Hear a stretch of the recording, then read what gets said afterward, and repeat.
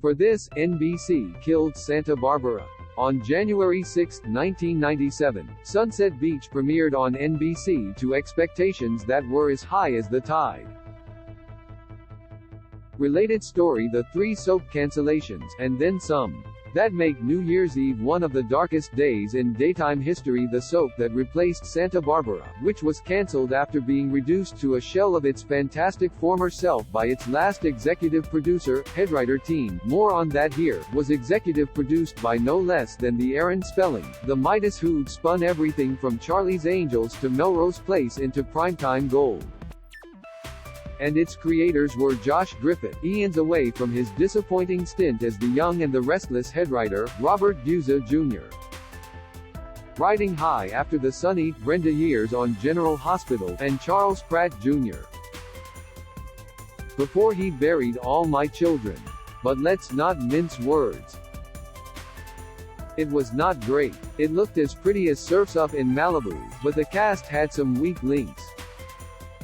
MVPs like Leslie Ann Down, before her run as Jackie on Bold Beautiful, Sam Behrens, post-General Hospital and Knots Landing, and All My Children vet Kathleen No One, who couldn't have imagined then what passions held in store, pulled their weight and then some. But for instance, George Hamilton's son, Ashley, wasn't exactly a gem as jewel thief Cole Deschanel. Young Restless former Matt, Eddie Cibrian, soon stepped in. And Spelling's son, Randy, was one of our leads. Enough said. Too much. Regrets: they had to have had a few. Sunset Beach also wasn't great at recognizing a star in its midst. Adrienne France, who'd go on to prove herself one of soapdom's all-time greatest pot stirrers as Amber on The Bold and the Beautiful and the Young and the Restless, was actually canned and recast as Tiffany Thorne. Come on, seriously? Yes, seriously. One thing you couldn't say about the show was that it was afraid to take risks. If it swung big, unleashing everything from a tsunami to a mummy, yes, a mummy, on its regulars.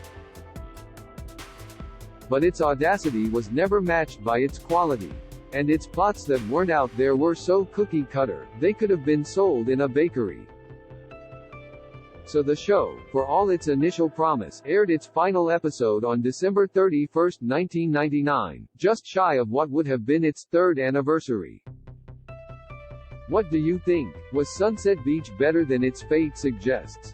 Or was it an iffy idea that went, well, exactly the way you'd have expected it to? On your way to the comments, stop off at the below photo gallery, which revisits highlights from its brief but bananas run.